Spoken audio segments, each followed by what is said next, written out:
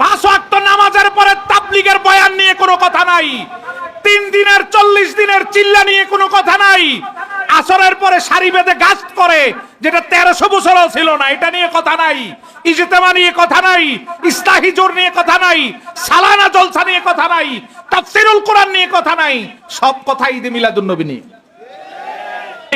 তার মানে ওদের শত্রুতা বেদাতের সাথে না, শত্রুতা রাসূলুল্লাহর মুহাব্বতের সাথে। 9-14 গোষ্ঠী সহ সব বেদাত করো, একটা বেদাতের ব্যাপারে এত সেন্সিয়ারিটি, লাঠি নিয়ে রাস্তায় দাঁড়ায়, এক ভাই আরেক ভাইকে মারার জন্য লাঠি নিয়ে রাস্তায় দাঁড়ায়। লা হাওলা ওয়ালা কুওয়াতা ইল্লা বিল্লাহ।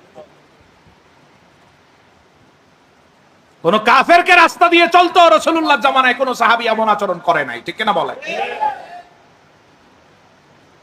কাফের, ইহুদি, খ্রিস্টান, হিন্দু সে তার কাজ রাস্তা দিয়ে করে যাবে, আপনি আমি বাধা দেওয়ার অধিকার?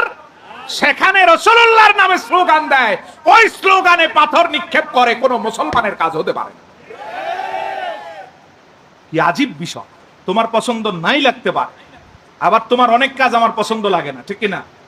ধরেন তোমার ঈদে মিলাদুন নবী পছন্দ লাগে না, আমারও তো তাবলীগ পছন্দ লাগে না, এই জন্য তাবলীগ মসজিদে ঢুকলে আমি ঠ্যাঙ্গাবো? আমরা তো এই সমস্ত বাজে কাজ করি না, ঠিক না? আউলিয়া কেরাম আমাদেরকে শালীনতা শিখায়, ভদ্রতা শিখায়, তোমাদেরকে কে উগ্রতা শিখায় এটা আল্লাহই ভালো জানে। আমরা তো তোমার তাবলীগী ভাইকে দেখে মারি না,